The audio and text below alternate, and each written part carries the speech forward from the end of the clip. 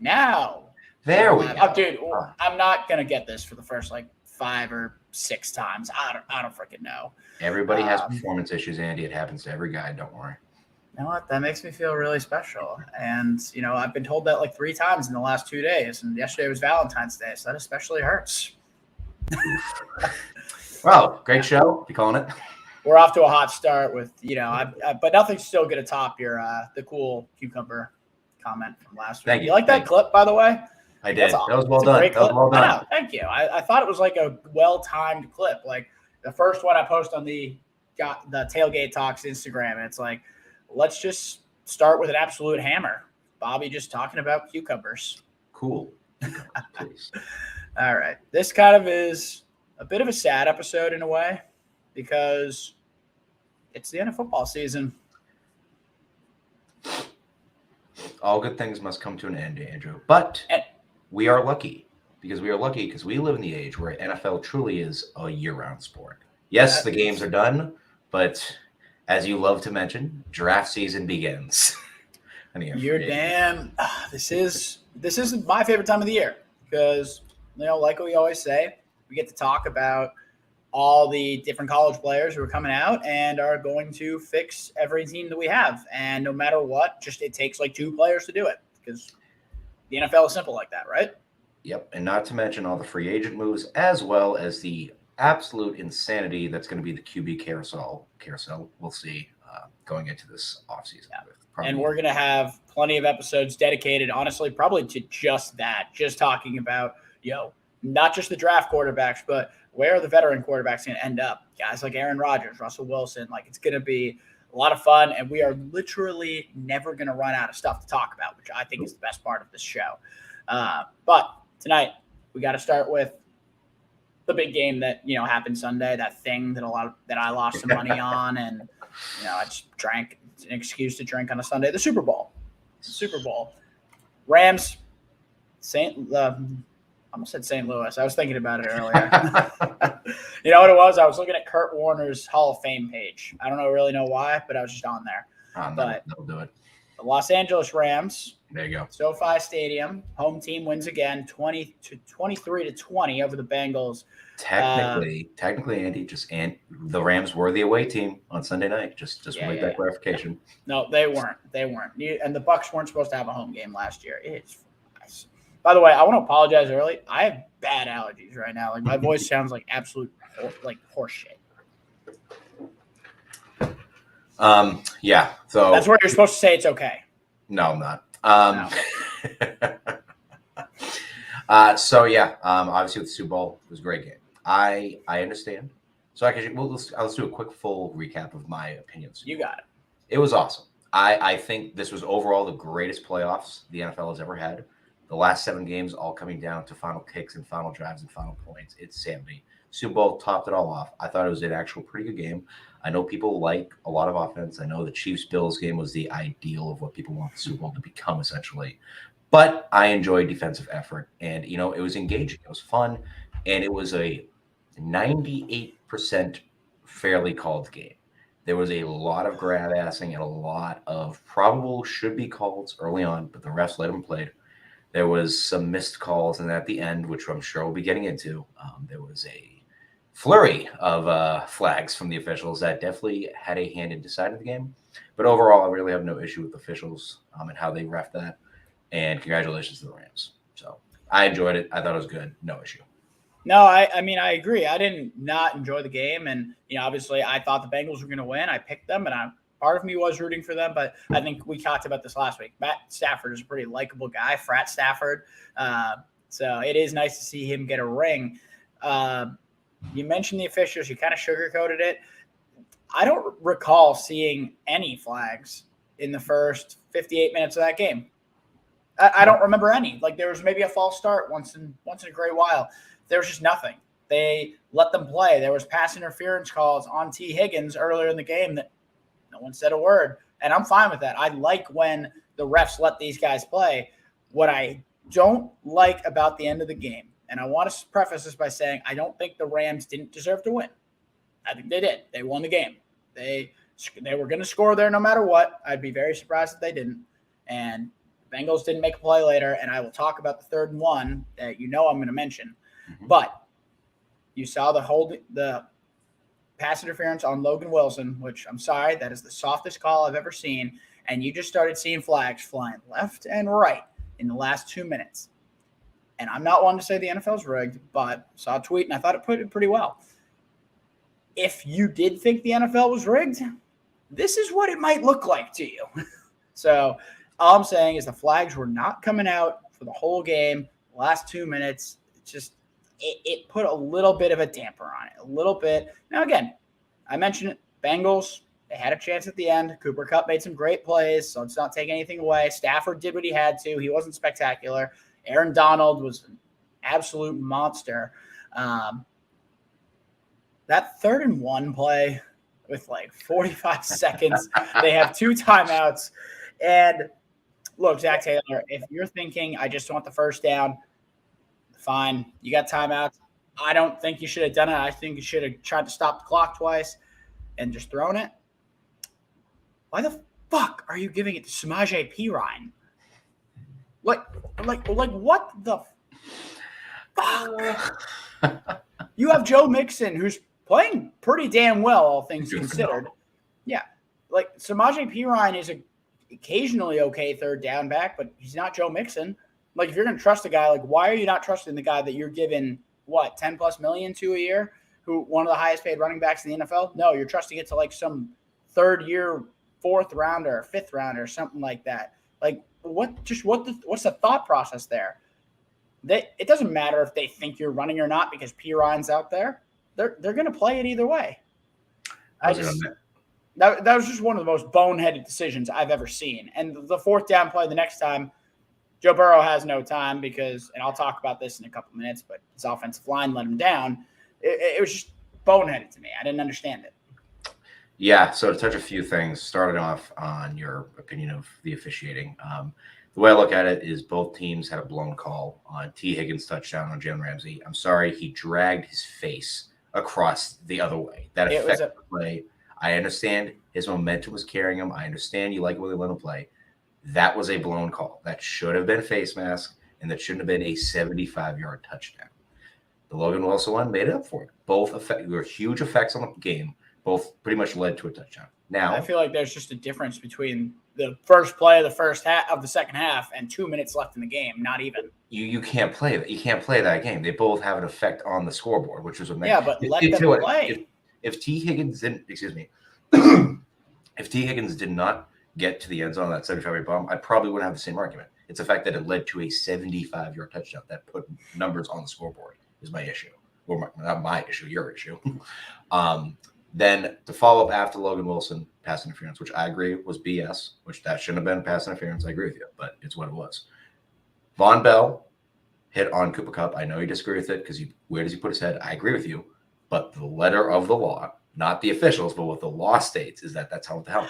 I'll fight you a little less on that one. That one I'll fight you less on. And then finally, when Kupp went in the corner, I think it was Apple on him. I may be wrong on that. Whoever the corner was tackling him. We don't have to bring that one. I don't have a problem with. We don't have to bring up Eli Apple on this. But that's what I'm talking about. Is that all those flags that came out, the only one that was really an issue was the Logan. Yeah. It wasn't a bunch of bad calls because the other calls after the pass interference were fair and correct calls. Again, we had a lot of no calls. We had a lot of questionable calls. I think the problem is, or the thing I want to point out is, what would you rather have, a no call or a bad call? If it leads to a touchdown, I mean. I'd rather a no call. I'd rather the refs leave it out on the field rather than kind of changing at the end of the game because you saw it. The flag started coming out at the end when the big market team was about to score. Just saying, rigged. Yeah, but let me ask this. Just one quick clarifying question. I understand the big market LA factor. Who do you think is going to end up drawing more fans in the next 10 years? Joe Burrow or the Rams? Counter question: who's going to draw more money? Fans bring money. Like, yeah, I mean, LA people, serious. Like, LA they like fans Mahomes. will bring more. But Burrow has the get up there with Mahomes in terms of just marketability and everything. I know. Underdog team. It's perfect. So Joe Cool. I don't think the NFL is rigged either. I know you don't either, but I'm not about that life. We don't do that. We're not those kinds of people here. We're just having fun. And just final point I want to make, and you're 100% on it. I think the main reason they pulled the P. Ryan move is to kind of throw off the defense. Robinson, 94, they kept talking about him on the damn play call. He was clogging the lane anytime Joe Mixon was in there. It basically became a matching game where anytime Mixon's in, they played him. So they probably just tried to ease up the run game with tricking them with P. Ryan. That's the only reason I think they did that. You bring up Robinson, and I was talking about this with the guy I was with Sunday night. He looks like a just gonna kick your ass 40-year-old man. The thing is, he's looked the same since college, since his freshman year. He's looked like that. He hasn't changed one bit. It's really funny to me still. I feel like we just got like totally off topic with it, just ranting. But one thing I want to kind of talk about like the two teams here, kind of where they're going. I saw a tweet and I want to talk about it because it kind of goes into team building, and I want to drop, it's kind of looking at the Patriots because obviously we're still kind of a Boston-based podcast here.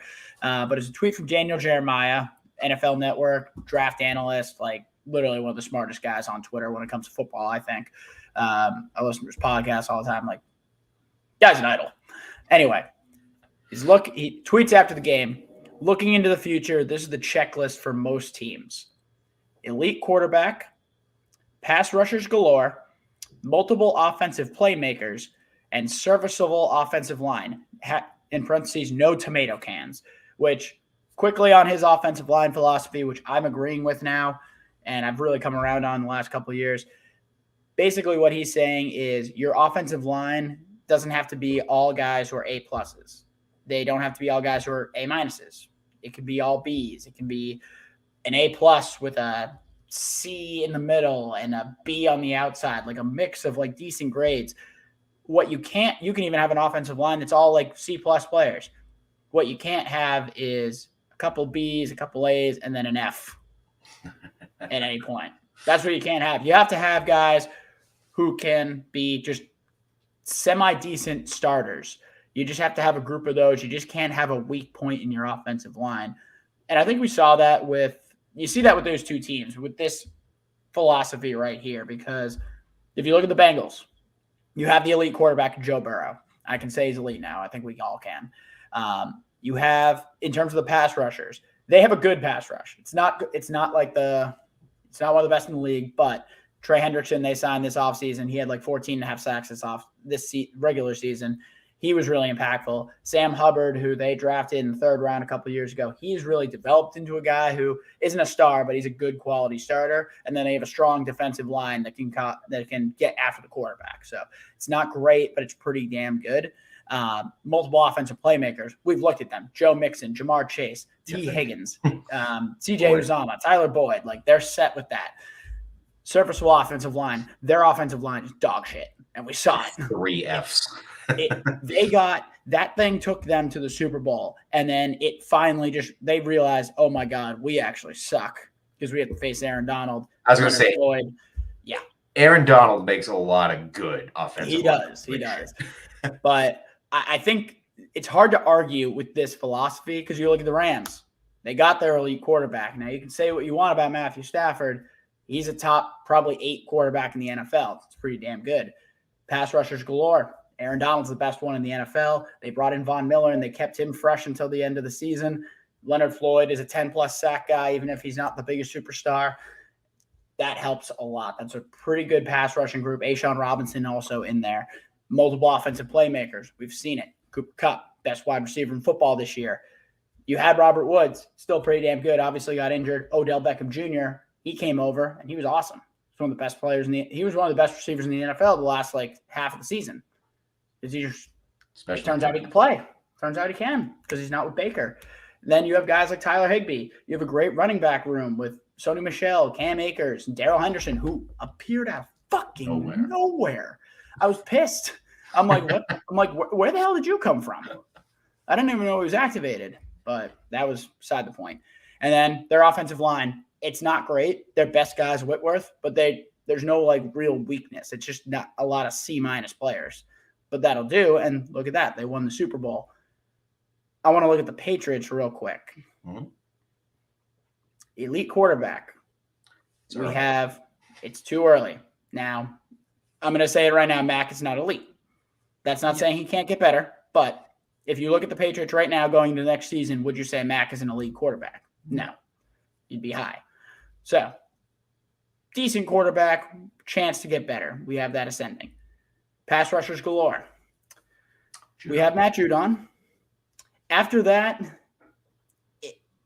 Belichick really focuses on the scheme to create sacks. So I wouldn't say we have a ton of talented pass rushers. We have guys who are solid defenders. Barmore's developing. Yeah. We need a little bit more than that, I think. There are pieces. I don't think. I know. There are pieces who can develop, but I wouldn't be able to say for certain that we're going to have that in the future. Multiple offensive playmakers. We've already talked about this on the last show. What do we have? We have a bunch of wide receiver threes, and that's not bad to say about Jacoby Myers or Kendrick Bourne. It just is what it is. Hunter Henry is probably your biggest playmaker right now. That's not ideal. So they need to add some serious weapons. Serviceable offensive line, that we do have. We have an above-average offensive line, one of the better units in the NFL.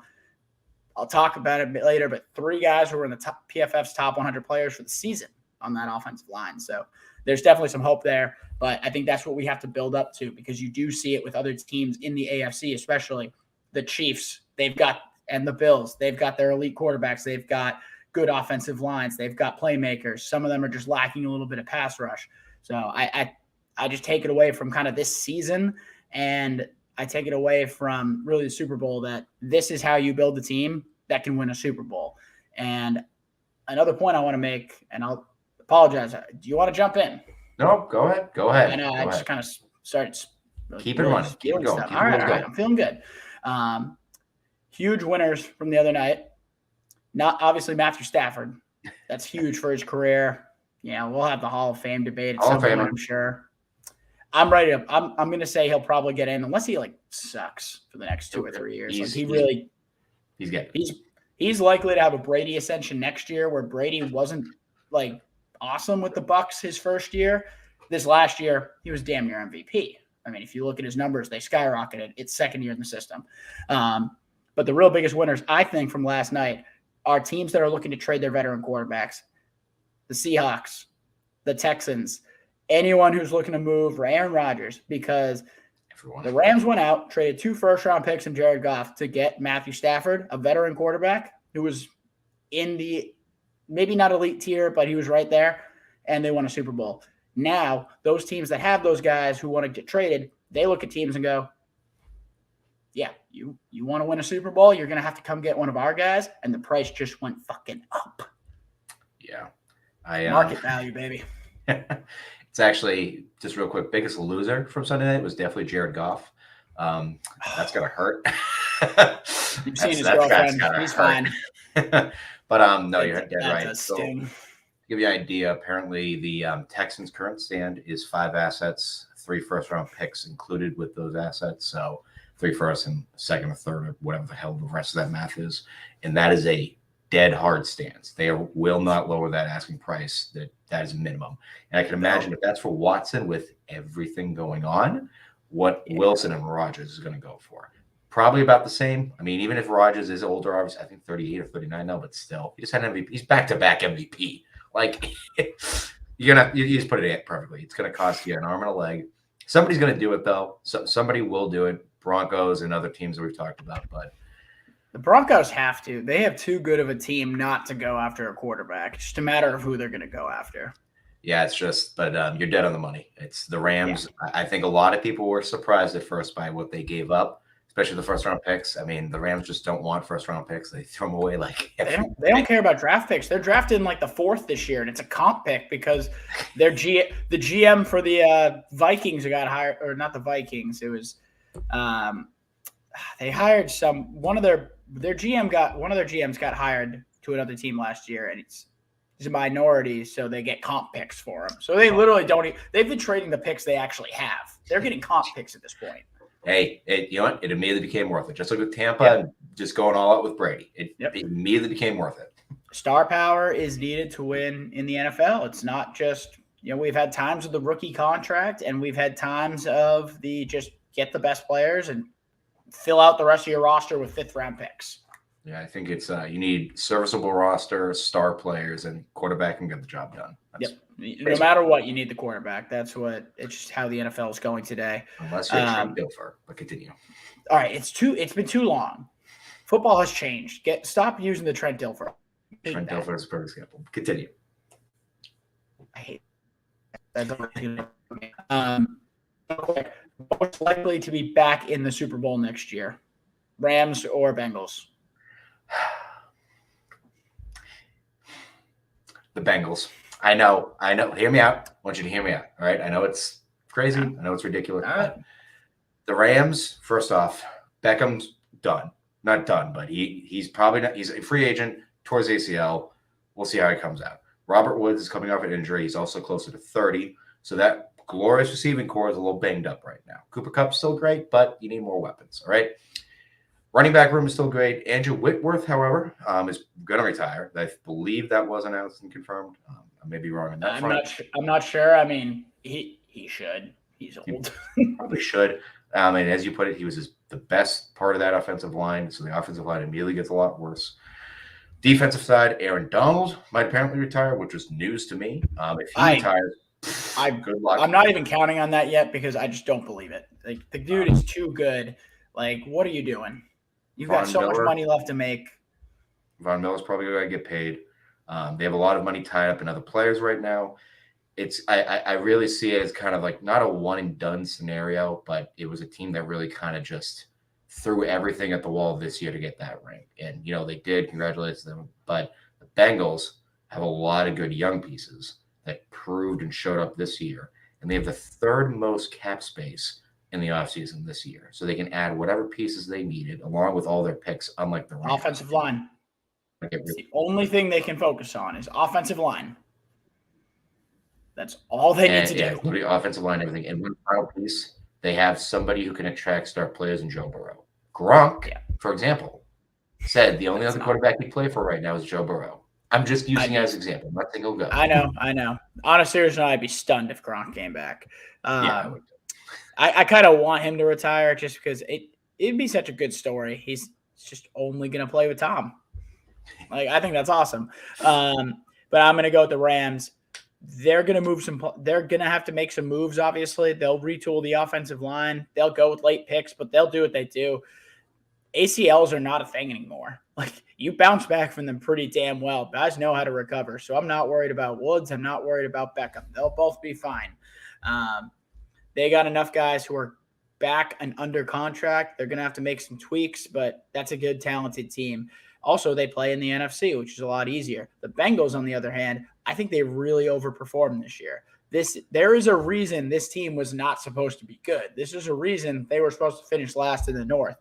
They overperformed. The defense played great. I'm not expecting that same level again.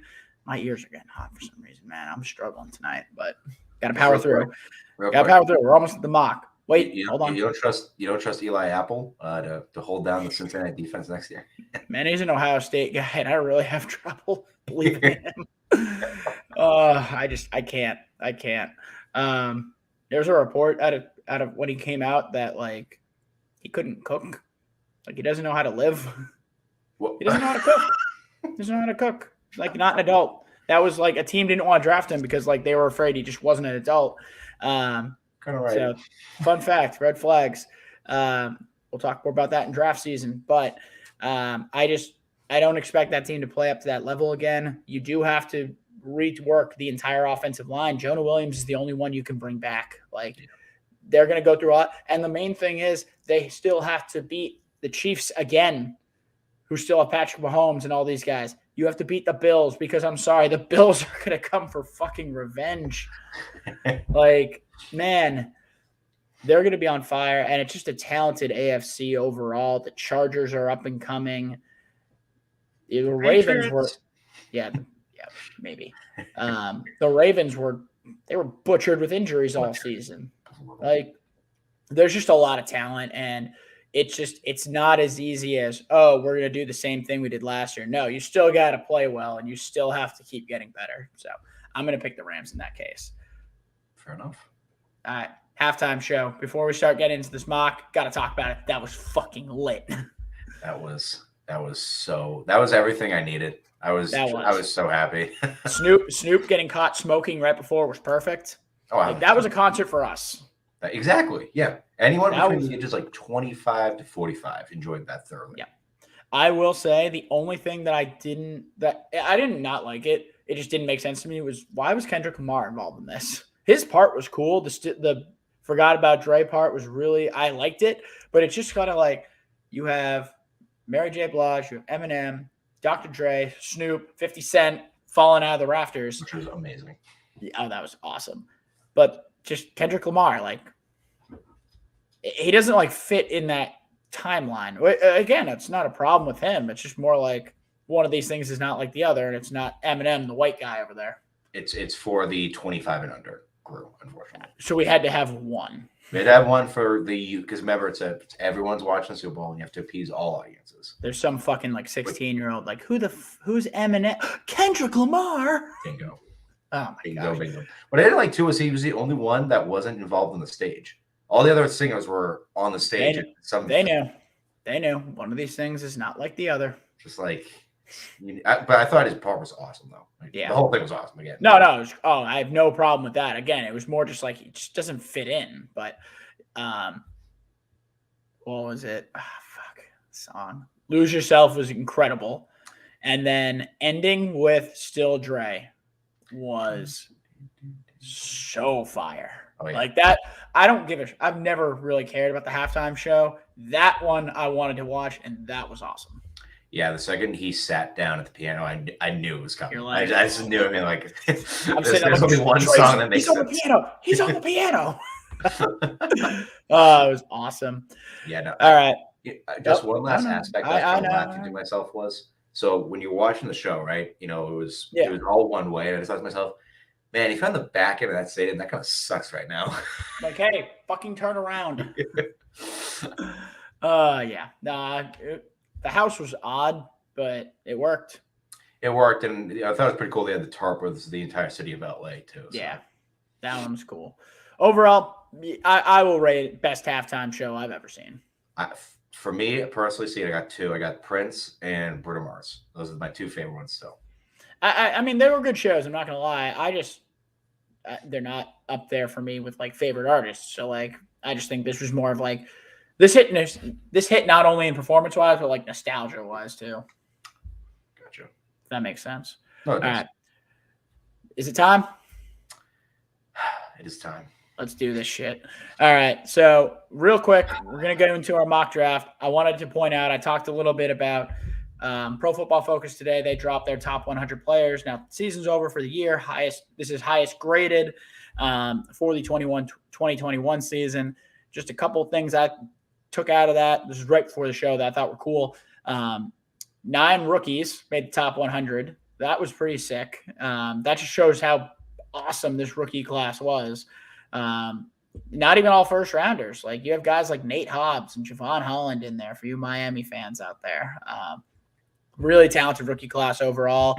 5 Patriots did make the team, or the top 100 in this case. Shaq Mason, highest graded Patriots player. He came in at 35th overall. Good sign for the offensive line. J.C. Jackson was 71st. David Andrews, another onto the offensive line. He came in 75th. Michael Onwenu, he had a strong season. He's a strong rookie season. He followed it up with an 84th overall finish. And then Adrian Phillips came in 90th. Pretty freaking cool. Like, that's a good sign for us. I mean, especially Mac's got to be happy. 3 of your offensive linemen. The only problem is it's not the bookend tackles. No, it is not. But sure, you know shit is not. I'll take a strong inside line. That's fine by me.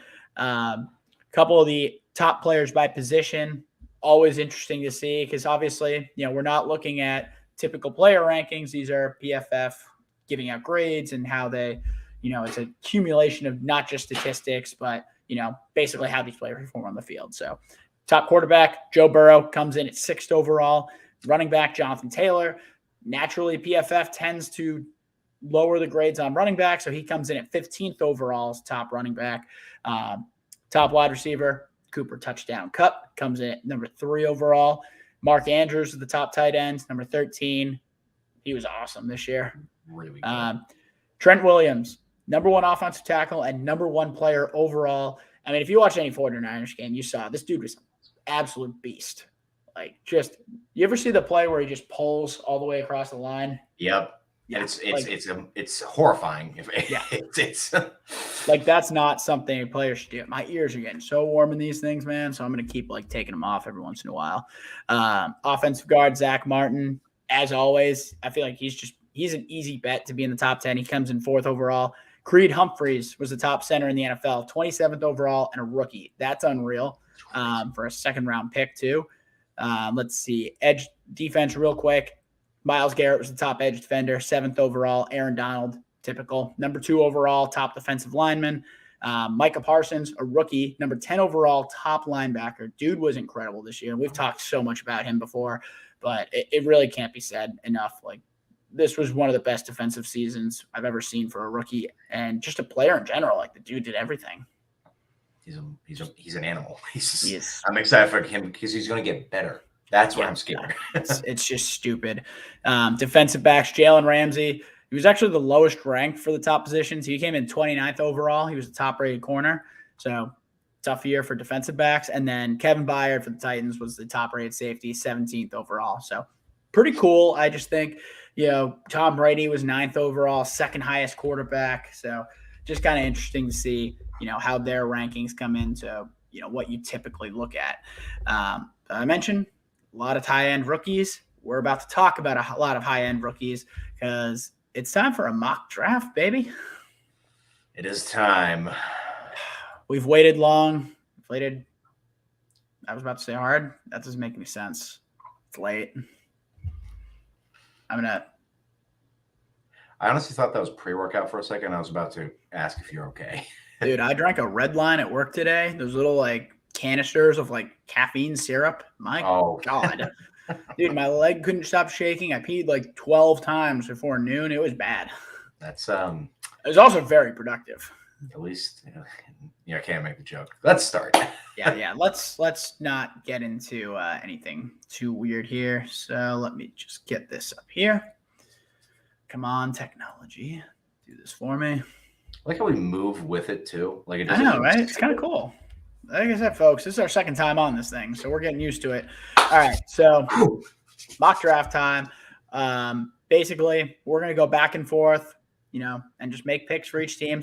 Bobby's got the odds today, so not only does he get the first pick, he's going to get the one pick you guys are all waiting for. It's the Patriots, but we'll just kind of go through, and we're basing it on the idea of what we think is going to happen, and if we're not sure, we'll go with what we want to do in this case. But using the Pro Football Focus simulator here, pretty easy stuff. Bob, Jacksonville Jaguars are on the clock. What are we doing here? So, when we get, early on, I just want to say I'll be a little bit more talkative, and as we get later, it might slow down. But I actually gave the first pick a lot of thought. And as tempted as I was to take a kicker and just ruin this whole ordeal, I won't do that. Not the next McPherson? I was honest. I wanted to do it so badly. But in all seriousness, Doug Peterson hiring was a great hire. And it kind of gave a telltale sign that Jacksonville's basically going, Trevor Lawrence, you're everything to us for our next 10 years. We will do anything you want, and we'll do everything we can, which is why I will be taking Evan Neal with the 1st overall pick. Large in charge. The combine hasn't happened yet. Obviously, when it does, this freak of nature will just put up stupid numbers for a guy his size. He's going to protect Trevor Lawrence for many, many years. Yeah, Neal is absolutely insane. We've talked about it. The guy is a behemoth, 6'7". I want to say 350 off the top of my head. I can't look at my second screen because of this thing. That's I got it right here. 360. Thank you. 360. Thank you. He was on Bruce Feldman from the Athletics Freaks list for a reason. Dude, and you know what I think I like about him the most? He's got a lot of positional versatility. He played guard, and he's played both sides of the offensive line at tackle in 3 years at Alabama. He's been a starter since he was a freshman. Dude's been a unit.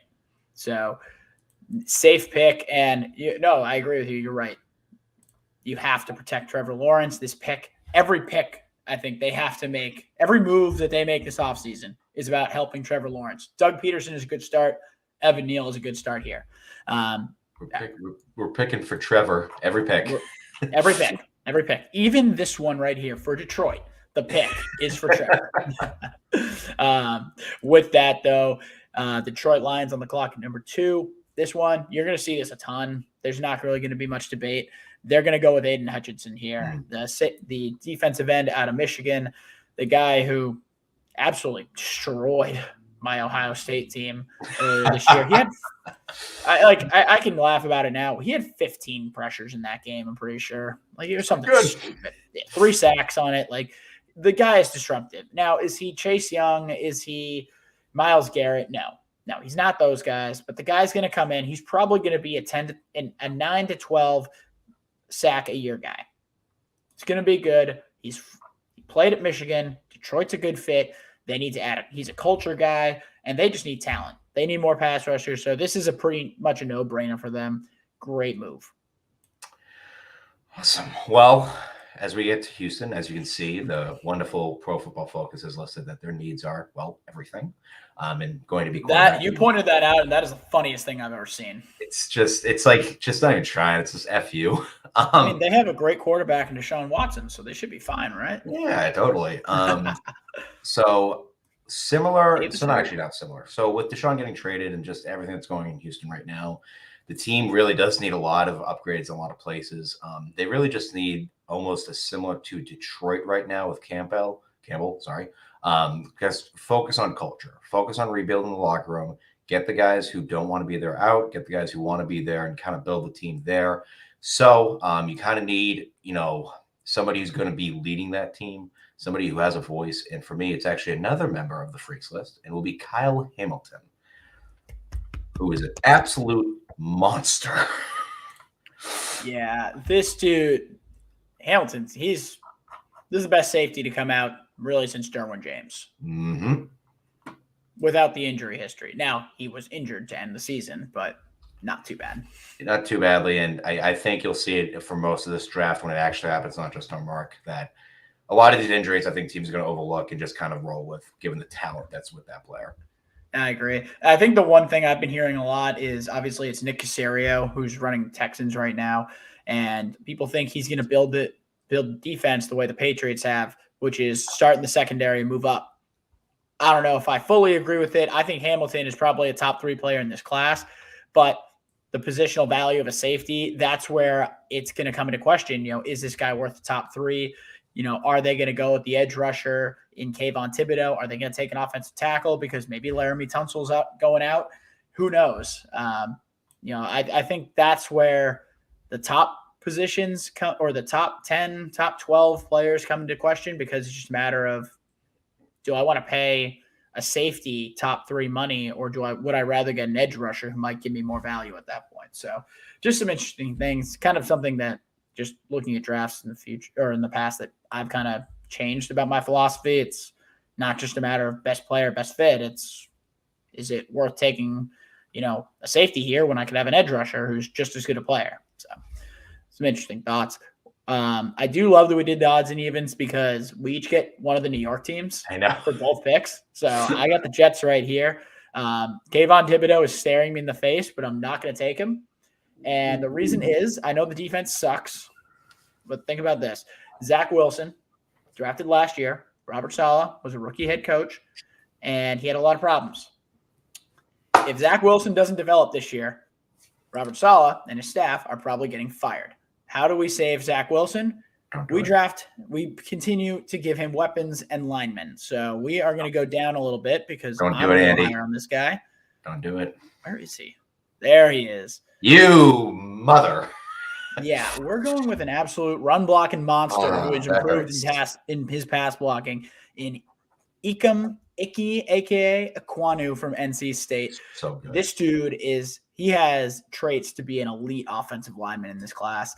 And put him, Mekhi Becton, Elijah Vera Tucker on an offensive line, Zach Wilson's going to be set at that point. Well, Andy, excellent choice. He is not as good as Evan Neal, but he's there. He's very, very close. They're all close. The top three are pretty damn close. Well, it's funny you mention that because you stole my pick for the Giants. You really did. That was my first choice. That's what I was going to take. Luckily, We didn't pick these before, by the way. Like, this is all live. Oh yeah, no, it's cool. I have my little list here of notes and everything. So while you stole my original pick from the New York Giants, it's actually a very similar situation to the other New York team. Please forgive me. The Bills offensive coordinator that is now the Giants head coach, Brian Daboll. There we go. Working our way through it. Coming through. You sure it's not Brian Flores? It's I don't know if you saw the new. Because I texted him and. Just a real quick side note, watched the new Gridiron Heights from Bleacher Report. It's great. As he's giving his press conference, Brian Flores is in the back saying, "Hey, I'm here for my interview." I haven't watched that yet. I got to do that. So Daboll's coming in, obviously offensive guy, and from what I'm seeing from the Marr family and Daboll, I think they're going to stick with Jones at least this year to see if maybe Daboll can save his career. Because as Marr has put it, they've royally fucked him in many different ways. I mean, he was right. He was dead on the money, and similar to a situation with Zach Wilson. It's hard for Danny Boy to do his job when he can't stay on his feet. So I will be taking Mr. Charles Cross from Mississippi State. Yeah, I like that move, and I think what you're going to see a theme here is just building out the trenches. Mm-hmm. One thing I will say, they're probably giving Daniel Jones this year because this year's quarterback class is not as good, and next year they're going to try to go for Bryce Young or C.J. Stroud, which makes sense. And he'll have an offensive line. You can put Cross and Andrew Thomas on the bookends, and it's pretty damn good. That is good. I got to actually make the pick. That's right. Yes, please. Thank you. Yeah, I know. I'm working on it. All right, Carolina Panthers here. And to be honest, that one really threw me off because every mock draft I do, we have an offensive tackle available here. So I'm not going to lie. I'm a little thrown off on what to do with this one. I'm not taking a quarterback. I'm just not. There's no point to it. I'm looking at who's available. I don't need a wide receiver. I think it's too early. Do I want to? Maybe I'll look for a trade here. Let's see. Denver Broncos. Andrew. Yeah, fine. I'm not going to do a trade. You know what? In this case, we're going to take Kayvon Thibodeau here. Best player available pick. It's just that. It's a best player available. Put him next to Brian Burns. Carolina would probably try to trade down in this situation. For the sake of the mock, we're not going to do that. But it does make sense. You put him and Brian Burns to get on the opposite sides. That's a good sign for that pass rush. And maybe they do something and get a veteran quarterback in there. Now, their offensive line is still trash, but you can work on that in the later rounds too. This class is pretty deep there. So, you know what? Not probably what is going to happen. Not what they expect to happen. But I wouldn't be mad if I'm a Carolina fan. Like, oh no, we have a sick edge rusher, even though he's kind of a douchebag. But we'll talk more about that later. Yeah, he will drop actually quite a bit. I think just because everything that's coming out. He's not going to drop. He's going to interview well. I don't think he's going to interview well. The thing is, like you listen to him, he sounds like a very insightful guy. He's just an unbelievable douche. He's the one who, for those who don't know, he's the one who basically said he didn't want to go to Alabama because Alabama people are stupid. Now he mixed up that in Florida, so I get it. Well, we don't have any Florida fans yet, I'm sure. As you kind of noted, Andy, the fun part about this is that I get to control the Giants essentially. I get multiple pick options, which is fun. Right. So focused on the biggest need on the offensive side, or one of the biggest things I should say. So lucky enough with such an early in the draft, I get to focus on the defensive side for the Giants, in which I will be taking, even though you took him. If Kayvon dropped, I would have jumped out of my seat. That'd be a great draft. I would have been surprised if he made it this far. But to back that up, I will take George Karlaftis out of Purdue, who is also a phenomenal edge rusher. Perfect fit for the Giants. Be great if you actually got them at 7. That'd be for 5-7 picks right there. That's a pretty solid draft for the Giants so far, in my opinion. Oh, I fully agree. And I think if you look at it, the way the new I forget what his name is, the new GM from the Bills, basically the Bills the last couple of years have only taken offensive, defensive linemen early. So I expect he's going to probably build out the Giants in the same way. Karlaftis, he's another Bruce Feldman's freaks list guy. So I like that pick. And you got a tackle. You got two guys who could basically go against each other in practice, but your two top 10 picks. So I think that's a pretty good steal for the Giants in round one. All right, we're on to the Falcons, and this is a pick where I honestly don't have any idea what to do here, and I haven't had for a long time because I don't know what they truly need. The offensive line could use some help. The defensive line, they have A.J. Terrell, who is underrated, one of the best cornerbacks in all football. I'm looking at who's available here. One thing we got to consider is I think Calvin Ridley might try to get out of Atlanta this year. So I'm going to give them a Calvin Ridley replacement, and I'm going to take Garrett Wilson here. The Ohio State wide receiver. I know this might be the nice thing about this wide receiver class is there's no consensus number one guy. It's all about scheme fit. I've seen Treylon Burks here. I've seen Drake London in the top 10. I've seen Garrett Wilson here plenty of times. The dude is not going to go to the combine. I'm going to tell you this right now and run an incredible time. But short area quickness, he's incredible. He's an incredible route runner, and he's got amazing hands. He can make some acrobatic catches. I know you've seen a couple of them this year. He could step right into that Ridley role. And with him and Kyle Pitts, maybe next year you get a young quarterback, or you wait till round 2 and you get somebody to develop. You've got some weapons long term. So Garrett Wilson, number 8 to the Falcons. Very interesting pick. So as I enter the Broncos pick, it's similar to your Carolina situation where I don't think Broncos going to have this pick. I think it's going to be involved in a trade for a quarterback. So yeah, I was going to say, this is Aaron Rodgers. This is Green Bay essentially, but for the sake of the exercise, it's the Broncos. It is the Broncos, and kind of going. I know it's gonna be so crazy. In their division, with who they face, I am actually. Whoa! Sorry, you don't want to stay up there. Trust me. Sorry, I'm just playing around here. That's fine. I am actually gonna go with Derek Stingley Jr. I'm actually surprised he's here. Now, hear me out. All right. I like this. In their division, they face – it's going to end up being the best quarterback division in football, all right? You face Mahomes, you face Herbert, and right now, Carr. That might change. Hear me out. But either way, you face 6 top 15, 12 quarterbacks a year. And incredible offenses. And the best thing you can do is do whatever you can to counterpoint that.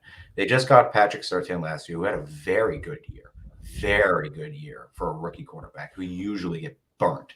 Pair him up with Derek Stingley for the next 5, 6, 7 years as they develop and get better. Stingley obviously having the best upside. I think him and Gardner are right there with being the top corner. I just think Stingley for the long-term haul has the more superstar potential. So just taking that risk, even a risk really, and just having that pairing for years to come is phenomenal advantage. No, I agree. And I love the reasoning behind that. Because again, we don't even think the Broncos are going to pick here, but pairing him up with Surtain is awesome. Stingley and Gardner, they are the top 2 in my opinion. Stingley's got the upside. He is an athletic freak. He looked like the best cornerback in all of football his freshman year. The problem is he has barely been on the field the last 2 years. But if he's healthy, I'm going to take him. Gardner, he's the guy who's been on the field and he's been dominant, hasn't allowed a touchdown in his college career. That's pretty incredible. You're going to hear that a lot lately. Not a lot nowadays. But I do like that pick. All right, second pick for the Jets. We're staying with the offense. We're drafting Drake London. There it is. You have to help Zach Wilson. Drake London, he's the big go up and get it wide receiver. He's faster than he looks, and he's going to be that contested catch guy for Wilson. Pair him with Corey Davis and Elijah Moore, plus that offensive line. Their running backs are coming along. That's a good offense right there. Zach Wilson needs this. You know what? I actually really love that. I like the support for Wilson on this whole entire draft right now. And I'm just saying, we've seen this in the NFL. It's an arms race. You have to get your offense going. I don't give a shit about your defense.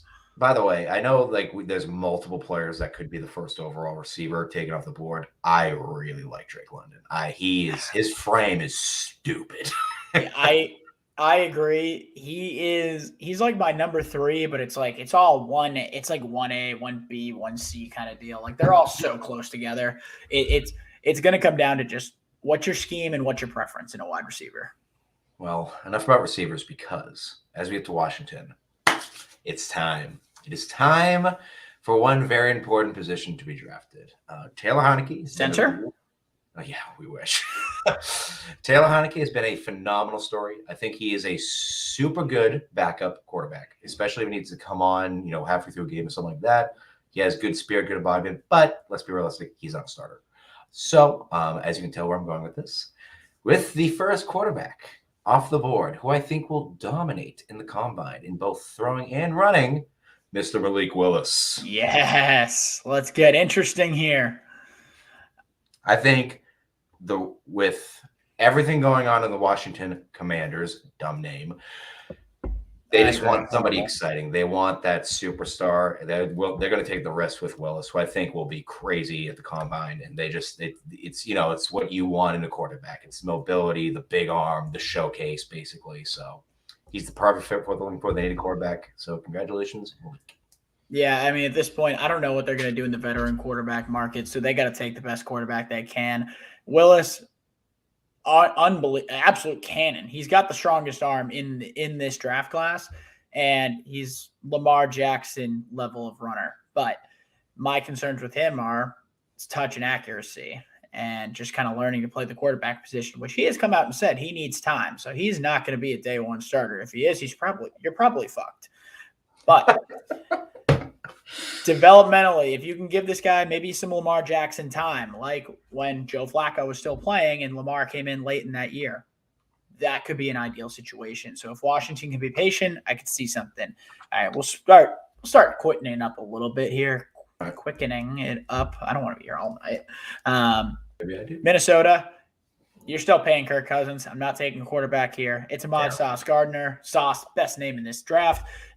They have not been able to get the cornerback position right, and so we're going to keep just throwing darts at the wall. Gardner, like I said, he's never allowed a touchdown in college. It's pretty damn good. It's pretty solid. Plus, it's just swag.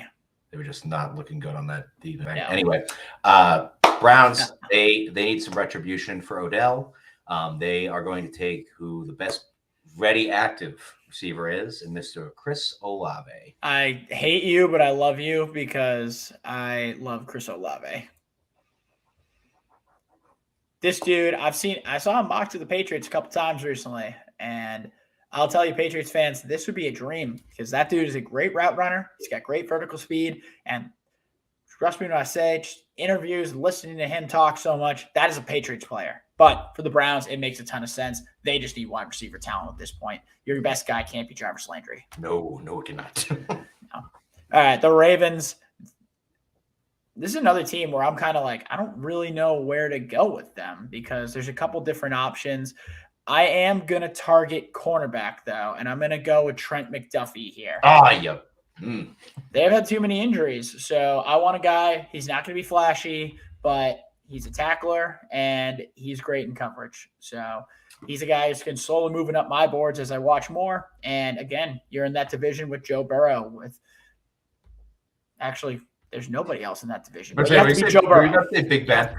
I was not about to say Big Ben. I was about to say Baker, actually, and I'm like, But you need cornerbacks in the NFL. And, again, they've just had so many injuries. They're going to reload, and I really like McDuffie here. We're on to the fun one. Yeah, we first have to play off each other. Yeah, this is going to be interesting. So you're going to tell me what I'm going to do right here. Basically, because, there's two very significant positions they need to draft for. It really comes down to, it's going to be one of these two linebackers just to give you an idea of who I'm going to draft. They definitely need linebacker help. That is atrocious. Their linebacker room, linebacking core. I'm going to take Nakobe Dean out of Georgia. I just think more flashy, more physically gifted, kind of just better fit for what they're looking to do. I think Devin Lloyd is just as good, but in terms of immediate impact, I think it'll be Dean. Yeah, I don't think you can go wrong with either of them in this situation, to be honest. The Eagles, that's the first one from Miami. They need to add. The only thing is, I know a lot of times Howie Roseman in his draft history as a GM doesn't take linebackers early. Well, I heard a line today, you have to change in order to grow. So maybe this is kind of the year they change. One thing they do always do is they've lately gone wide receiver a lot. They usually go defensive line. I'm going to go with Jamison Williams here. Ooh. I know they just took an Alabama receiver last year. Devontae Smith going to be a great pro. He's going to be a great route runner. He's going to be able to create separation. They need speed down the field. Jamison Williams, if they're just able to be patient a little bit off his ACL, I think he's going to be fine. And that's going to be a huge weapon for their offense. And maybe it's Jalen Hurts. Maybe it's a veteran quarterback. Maybe they trade for Russell Wilson. I've heard that rumor. I'm just saying. I think you can't go wrong. You got to keep adding weapons. You took who I really wanted for the Chargers, so I'm kind of disappointed. I also thought about that. I really wanted him to go to LA, so that's disappointing. So with that being gone off the board and just not really worth the risk, I shouldn't say that, but with later value, kind of focus on the next aspect, which is definitely interior defensive line. Taking the big boy. We're taking the, my opinion, one of the biggest question marks in the draft in terms of potential. Definitely the biggest risk reward and biggest human being on the fucking planet, Mr. Jordan Davis. Absolute animal, absolute monster. I understand interior alignment is not as beloved, and this may be pretty high for that position. But with his physique and his potential, it is worth the risk, and it's exactly what they need on the defensive side. I don't hate it. I mean, that's something you're going to see a lot because their run defense was absolute ass. So horrible. They need something in the middle. Jeffrey Tillery's been a joke, so I like it. All right, the Saints are on the clock here. Thought about wide receiver. I'm not ready to roll with Jameis. Dennis Allen, you're getting a quarterback, and I'm not going to go where you think I'm going. I'm going Sam Howell. Ooh, well, I like that. I like that. You know what? He was QB 1 or 2 going into this year with Spencer Rattler, who I always get a good laugh out of. He lost a lot of NFL weapons, and I think that hurt his play this year. But the dude can run, and the dude can make every throw on the field. He's got potential. I'm going to go with him for this. Awesome. Well, for the final Eagles pick, which is crazy, they have 3 picks in such a short. I was going to say, I'm going to show you what we have so far.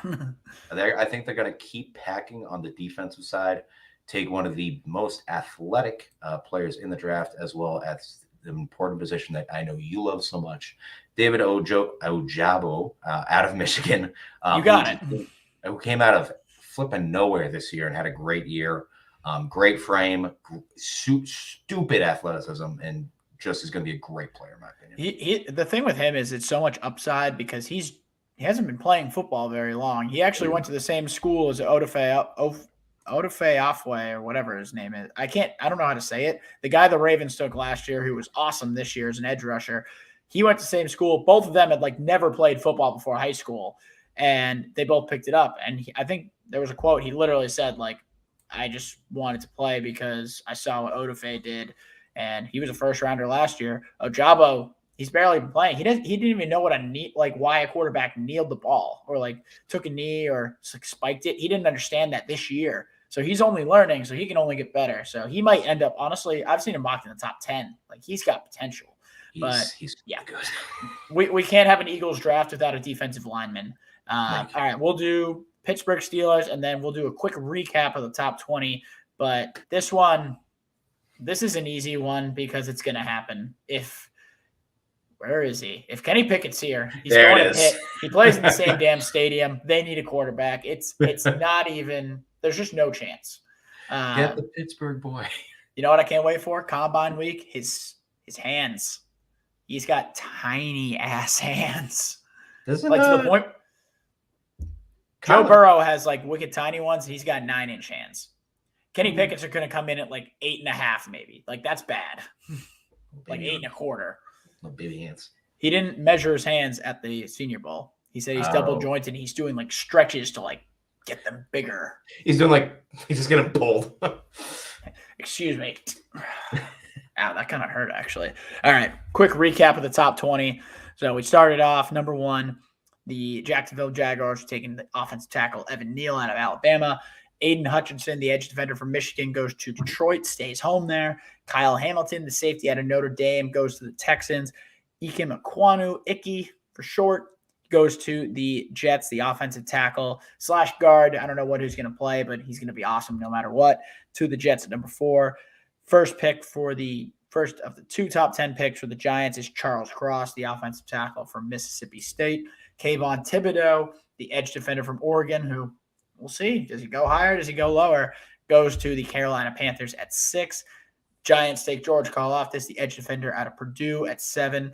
Garrett Wilson, first wide receiver off the board from Ohio State, at 8 to the Falcons.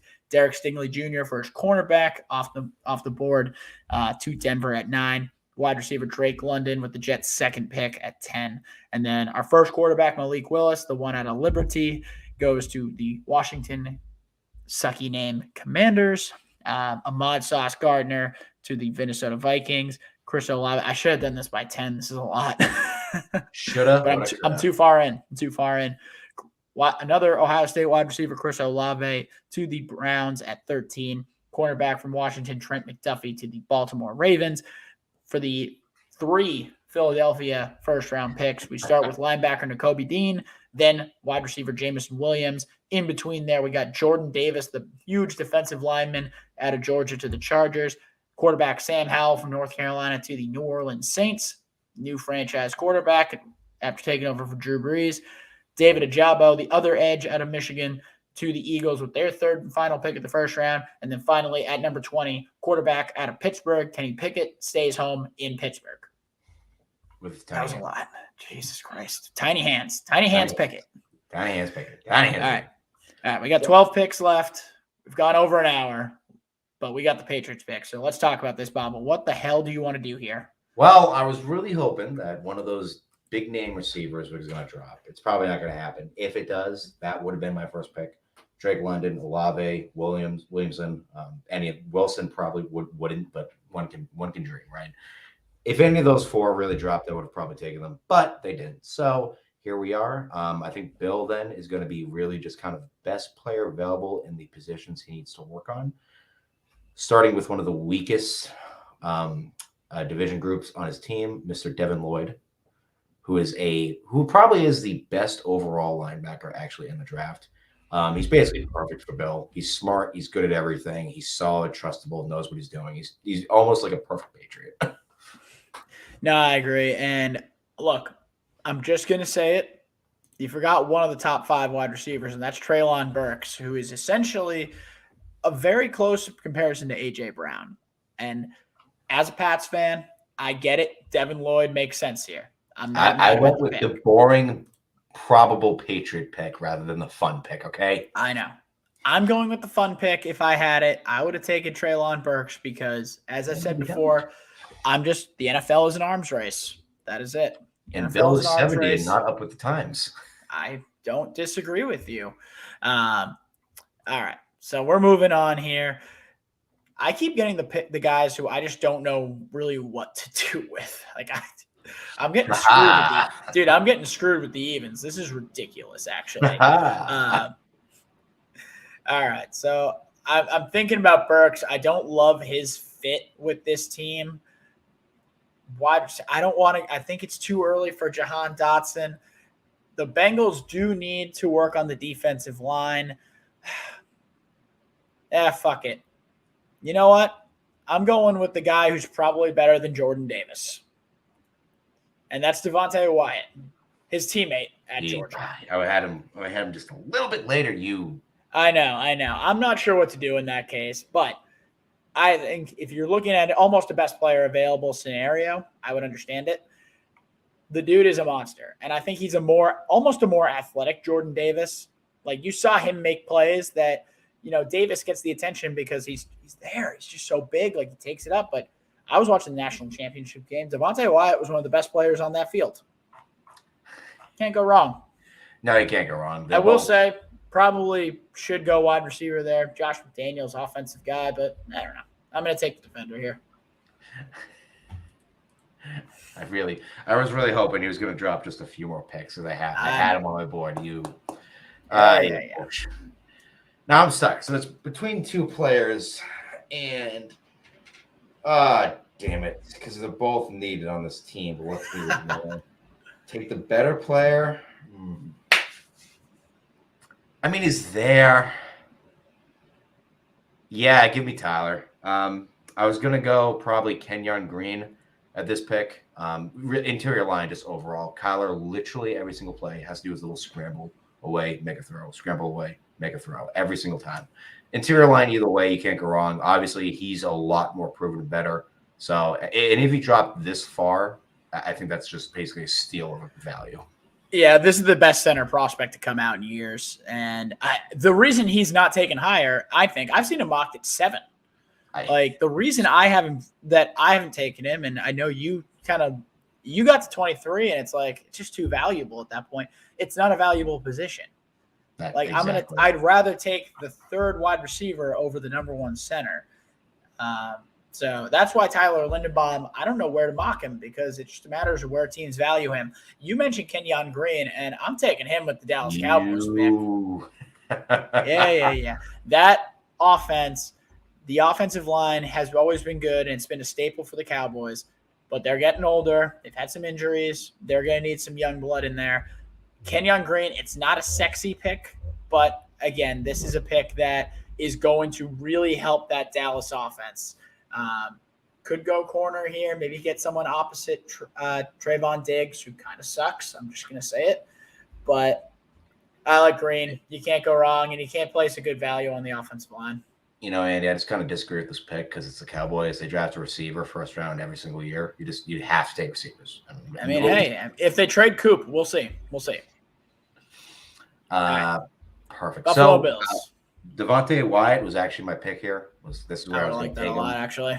It would have been perfect. So I'm going to go with my backup option, which is just as good and maybe a little bit surprising, but I'm going off scheme fit and what they need. I'm actually going to go with Dotson out of Penn State. I love that. Thank you very much. Obviously, Cole Beasley, I think he's going to be kind of pushed out for better or for worse. And Emmanuel Sanders is retiring. I think he's retiring. Either way, he's not coming back. So need some help in the receiving core. Diggs and him would make a perfect 1-2 punch. So, excuse me, are you forgetting Gabe Davis? Dotson will be the number 3. Let's back the hell up here. Yeah, my apologies. All right, we get the Tennessee Titans on the clock. The former number 1 seed in this division. And they were the worst number 1 seed we've seen in a while, to be completely honest. There's a lot of different ways we could go here. I've thought about the offensive line. I'm going to go with an edge defender, though, and he's a little down the PFF board, but just for now, we are going to go with Jermaine Johnson. I'm going to put him opposite Harold Landry. And this dude, last chance U to Georgia, to Florida State, to the Senior Bowl riser. He had to go in the first round, and this dude is a unit. I've seen him going much higher than this. Tennessee, Mike Vrabel is going to add to that defense. Yeah, it's do the Brady-less Bucks here take quarterback? No. Did you see? He is on Caesar Sportsbook. Brady is still plus 4,500 to win MVP next year. Jesus Christ! I might take it. I might throw $100 on it just for the hell of it. So, so it's either going to be they're going to wait to the second or third round to get another quarterback. I think they're going to play the later round pick and see what they can do in the trade market to maybe get one of these veteran guys. I think they just have a veteran team right now. They're just trying to get somebody in immediately who can get going. So I don't think it's going to be a quarterback first round. I think they learned their lesson against multiple teams in the playoffs and in the regular season. Similar situation to Denver Broncos. Pass coverage, they just need help with. I understand injuries and everything kind of slowed them down, but either way, they need more players on the defensive back room. Andrew Booth Jr. out of Clemson will be my pick. I like it. Thank you. Can't complain about it. There's a few ways they could go. Wide receiver, I thought about. All right. Speaking of wide receivers, it's time for Treylon Burks to come off the board. Whether you have Aaron Rodgers or Jordan Love behind there, you have to give him another weapon, and you might lose Devontae Adams. So we're getting Burks in there. No questions asked. You need another weapon. So, Andy, you just made my job real easy. Actually, you didn't make my job real easy. These last 2 picks are dead. Just probably the easiest picks I get to make now because I can name the 2 players. Maybe it's just. I was going to say it's just a matter of what order are you taking them. So for the Dolphins, yes, obviously, if one of those again similar situation earlier, if they had one of the top receivers on there, I probably would take one of them. Other than that, Protect Tua is assignment number 1. So I will be taking. I want to make sure I pronounce his name right here. Daniel Falele from Minnesota. Falele. A little bit lower on the. You took the mountain. I took the big man.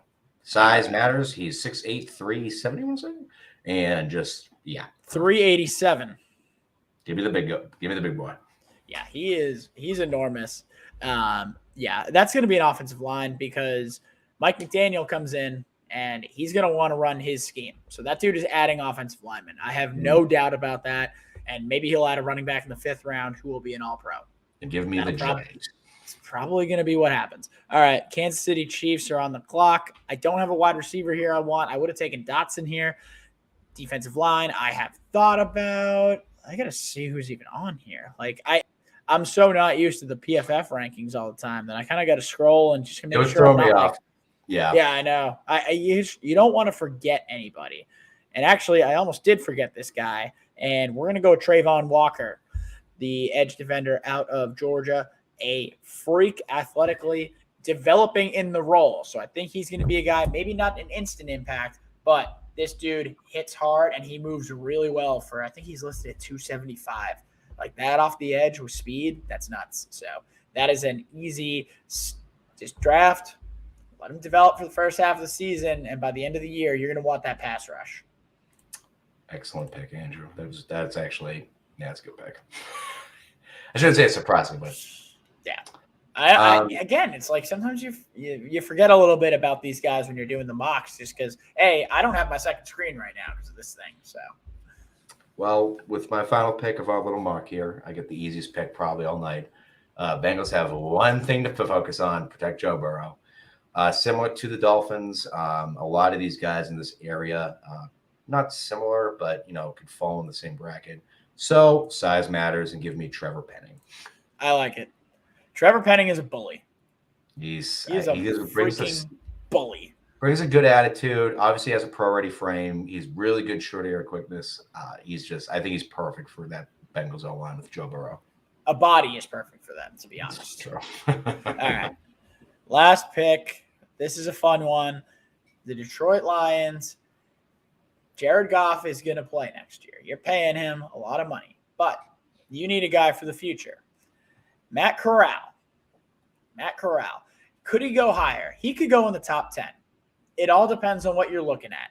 He's coming off the injury.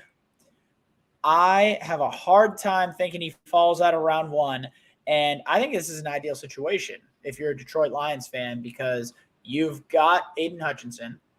You can let Corral kind of develop. You get him more weapons in the next couple rounds in free agency, and then he takes over next year. And worst case, you suck again. You can go get another guy. So I think it's an ideal situation. Corral isn't rushed into this, and Detroit could get a steal at the end of the first round. Again, this is no trades, so we're going to see a lot of different shit go on. Yeah. But, you'll notice a theme here. Edge rushers, offensive linemen, and wide receivers are going to go early. Very early. Could Desmond Ridder go in the first round? I don't know. Maybe. He's not my cup of tea, but probably Bleacher Report has him as the number 1 quarterback. It's crazy with some of these rankings this year. I think the only positions that you look at where there is a notable top player, everyone knows, this is the number 1 guy at this position. It's center with Linderbaum and safety with Hamilton. I think those are the only 2. Some people don't even like Trey McBride at tight end. It's nuts. It's truly nuts. Did you say tackle though? Because I feel like Evan Neal. No, I'm not ready to say, dude. If you look at some of the mock drafts out there, Charles Cross went number 1 in one of them. Ike Mekwonu is ranked number 1 by a bunch of guys.